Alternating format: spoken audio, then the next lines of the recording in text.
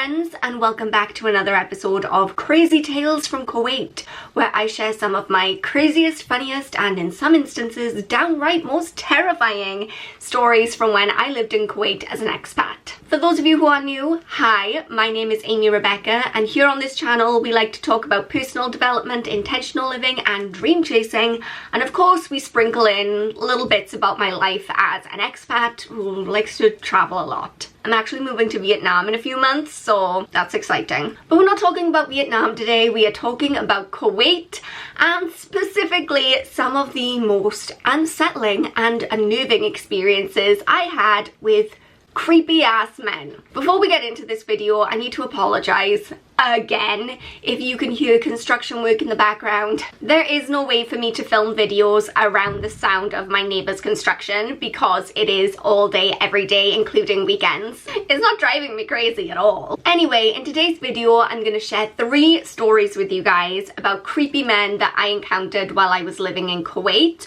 who were borderline stalkers, and each one is crazier than the last, so buckle up. Technically, the first incident took place before I ever even stepped foot in Kuwait. When I first went to Kuwait, the company I was working for booked my flight and they chose the cheapest option available, which meant that it was something like a 28 or 29 hour journey with a bunch of different layovers. Just not ideal. The first layover was in Amsterdam, and I think I had like a 6 or 7 hour stopover there. Like, I was there for a really long time. Bearing in mind the first flight I'd had been really early in the morning, not to mention the fact that I was stressed the F out because I was moving to Kuwait. I was 25 years old, I knew nothing about Kuwait. The company I was going to work for refused to give me any information about like the address that I would be living at or who was coming to pick me up from the airport. So I had kind of convinced myself in the back of my mind that I was going to be human trafficked. And I went anyway. I don't know, don't ask why. I went, but I was terrified, is what I'm trying to say. So I haven't slept, I'm very stressed, and I've been milling around in the airport for hours.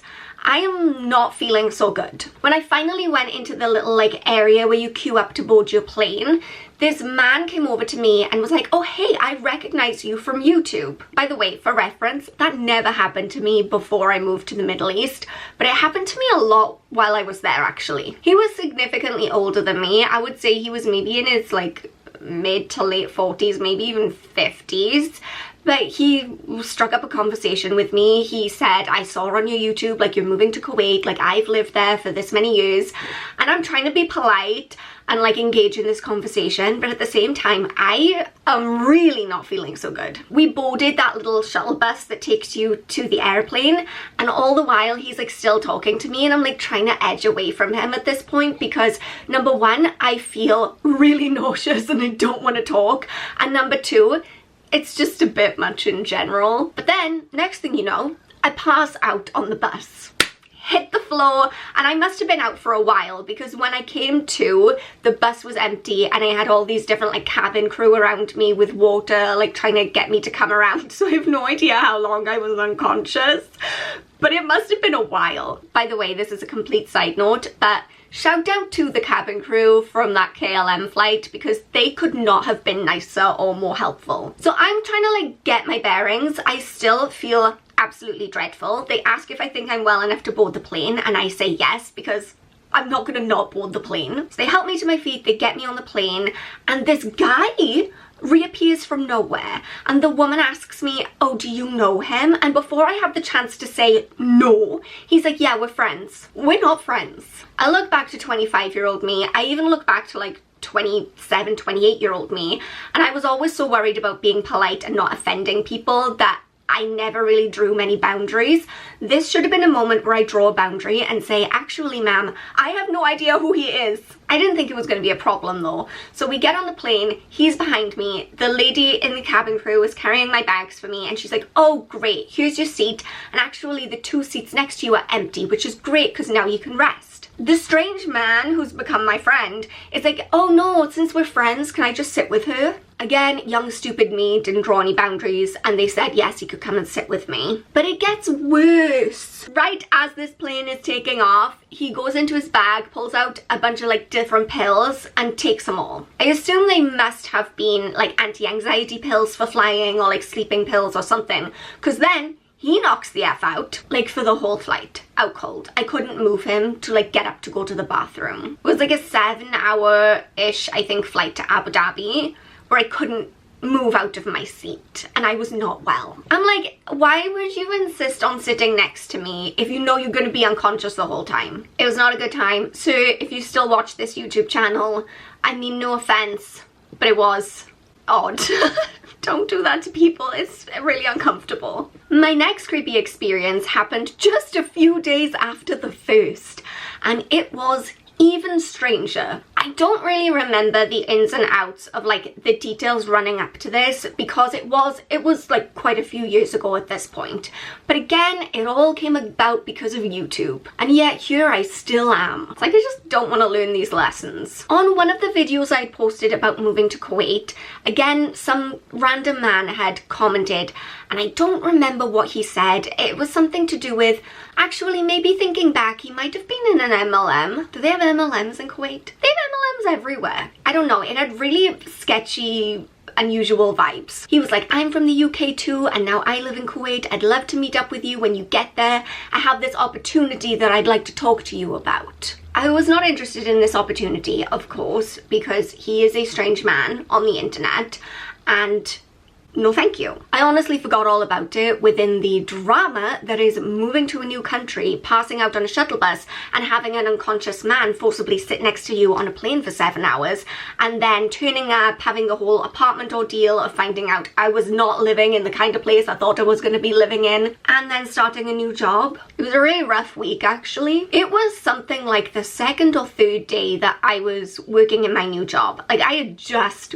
got there, and I get called into the main office, like the reception area, and this woman hands me the phone and she's like, you've got a phone call and he's been trying to get a hold of you all day. And I'm thinking, who? I answer the phone.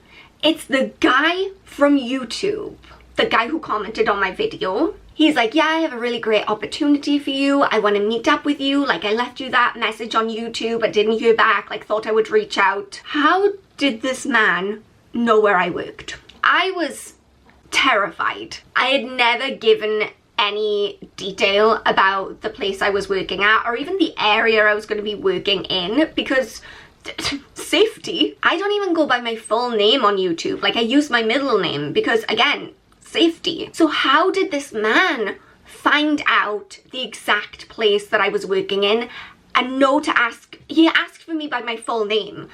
How did he know these things about me? I was really scared about that for a long time, actually, because if he knew where I worked, then 100% he knew where I lived, because the company I worked for, they made us all live in the apartment building they owned.